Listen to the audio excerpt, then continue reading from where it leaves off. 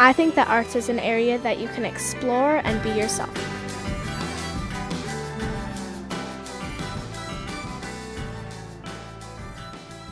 The Paradise is a big part of the arts here in the North Fork. Paradise provides a place for plays, musicals, live music, the film festival, and other performances.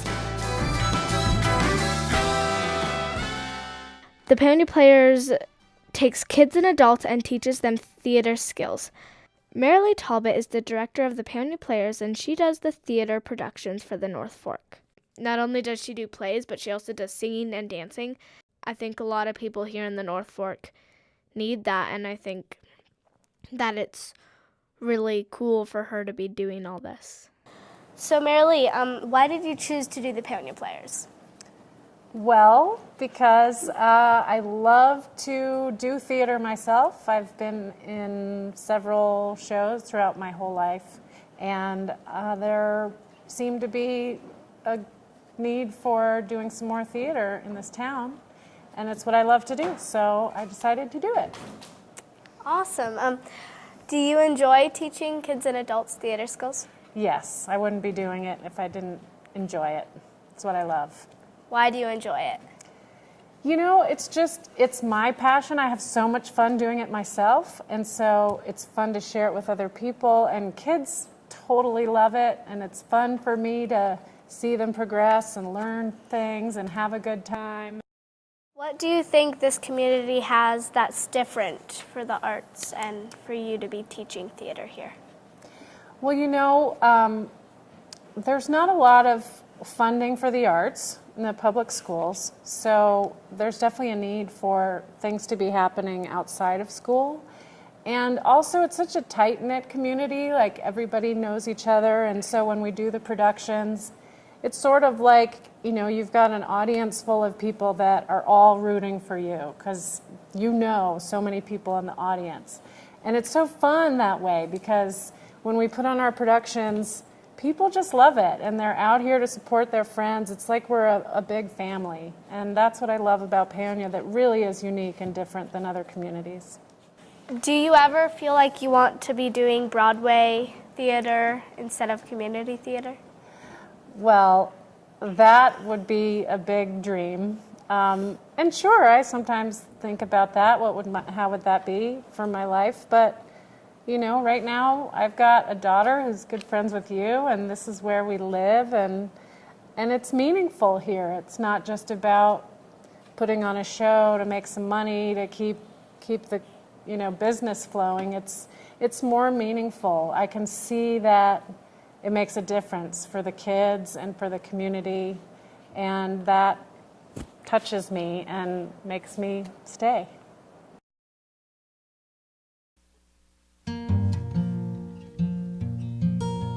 Annette Pretorius is the director of the Blue Sage Center for the Arts. The Blue Sage is not only a gallery, it is also a place where live music can play. You can check out art, and it's cool because you can get new pieces of artwork from different artists that you enjoy. What have you done to change the Blue Sage? Oh, that's a big question. I suppose change it from what would have to be the starting point there. When I started working at the Blue Sage, the board had just exited a strategic planning process, which basically means they sat down and said, what does this organization need to do and how do we get there? And then they raised a lot of money and they hired a director. I was second attempt at a director. So basically all I've done to change the Blue Sage, if you look at what it was when I started, is just follow the board's instructions and their plan for making it an inclusive, vibrant community organization. Do you enjoy working at the Blue Sage? I love my job, and I will tell you that I have not felt as fulfilled ever in my life as I do working here. Why do you feel that way? It's very challenging. There's so many different aspects. You have to be a good business person, you have to deal with people all the time, you have to be creative and put on events, and the challenge of it just takes everything that I have. How do you see the future of the Blue Sage? One of our board members says it very well. We would like to wear our floors out. and have to replace them because so many people come through here all day long and are dancing on the floors and learning on them and showing art on them, that we end up having to replace them because we wear them out. And so I just want to see the future of the Blue Sage being completely vibrant and just full of people all the time. I agree. What is different here in the North Fork with the arts than other places you've lived in? I'll be honest.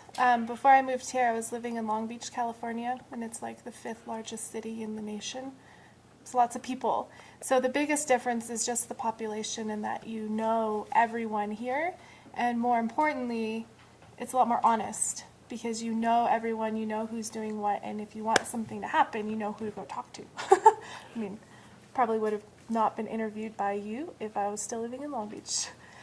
And in terms of how that relates to the Blue Sage, I'm not sure because I've never worked at a nonprofit in a bigger city.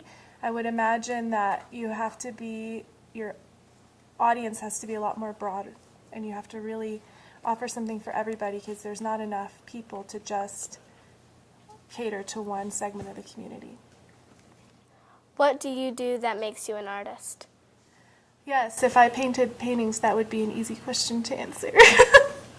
But I don't, and I think my art is creating a space for artists and creating a space and creating the ability for artists to be supported and be fulfilled in their work. Pickin' in the Park is a fun, free concert series that takes place in the Paonia Town Park. It goes on over the summer each week. It does not just happen in Paonia, it also takes place in Ridgeway and Ouray. Pickin' in the Park has been happening for 6 years. There are many food vendors at this concert. I really enjoy the concert series, and I hope that it happens for a long time. So, how do you feel about Pickin' in the Park? Well, so far it's wonderful. It's our first time here, but it seems like a great concept. You know, outdoor concert, summer series, kids and families and dogs welcome. It sounds pretty perfect to me. So we're thrilled. We're thrilled that we get to be part of it. And I understand it's the last one of the season. How do you feel about it? Well, I feel really good about it. I'm really scared about this interview because you seem like a really tough journalist. But besides that, everything seems really, really great. And I can't wait to see everybody out and dancing for the last time. Yeah, me too. So would you come to Paonia any other time if it wasn't for the concert series?